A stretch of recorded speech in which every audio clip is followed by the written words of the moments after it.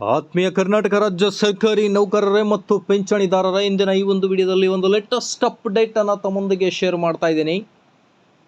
ವಿಡಿಯೋನ ಸ್ಟಾರ್ಟ್ ಮಾಡೋಣ ವೀಕ್ಷಕರೇ. ಅದಕ್ಕಿಂತ ಮುಂಚೆ ನೀವು ಕೊಡುವ ಒಂದೇ ಒಂದು ಲೈಕ್ ನಮಗೆ ಸಪೋರ್ಟ್ ಆಗಿರುತ್ತೆ.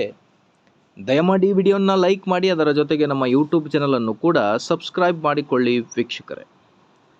NPS ರದ್ದುಗೊಳಿಸಿ OPS ಜಾರಿಗೊಳಿಸಿ 5.25 ಲಕ್ಷ ಸರ್ಕಾರಿ ನೌಕರರ ಪರವಾಗಿ CMಗೆ ರಾಜ್ಯಾಧ್ಯಕ್ಷ CS ಷಡಾಕ್ಷರಿ ಸುದೀರ್ಘ ಪತ್ರ. ಆತ್ಮೀಯ ವೀಕ್ಷಕರೇ, ತಮ್ಮೆಲ್ಲರಿಗೂ ಸ್ವಾಗತ. ನೋಡಿ, ಇಂದಿನ ಈ ಒಂದು ವಿಡಿಯೋದಲ್ಲಿ NPS to OPS, ಅದರ ಜೊತೆಗೆ ಕೇಂದ್ರದ ಮಾದರಿಯಲ್ಲಿ ವೇತನ, ಈ ಎರಡು ಚರ್ಚೆಗಳನ್ನು ಕೂಡ ನಾವು ಮಾಡ್ತಾ ಇದ್ದೇವೆ. ಮೊದಲಿಗೆ ಕೇಂದ್ರದ ಮಾದರಿ ವೇತನ ನೀಡುವಂತೆ ಆಗ್ರಹವನ್ನು ಕೂಡ ಮಾಡಿದ್ದಾರೆ.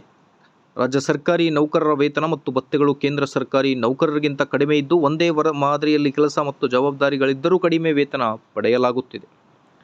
ಅನೇಕ ವರ್ಷಗಳಿಂದ ಲಕ್ಷಾಂತರ ಹುದ್ದೆಗಳ ನೇಮಕಾತಿ ಆಗದಿರುವುದರಿಂದ ಸರ್ಕಾರಕ್ಕೆ ಬಹಳಷ್ಟು ಹಣ ಕೂಡ ಉಳಿತಾಯವಾಗುತ್ತಿದೆ. ಈಗಾಗಲೇ 22ಕ್ಕೂ ಹೆಚ್ಚು ರಾಜ್ಯಗಳು ಕೇಂದ್ರ ಸರ್ಕಾರಕ್ಕೆ ಸರಿಸಮಾನವಾದ ವೇತನ ಮತ್ತು ಭತ್ಯೆಗಳನ್ನು ನೀಡುತ್ತಿವೆ.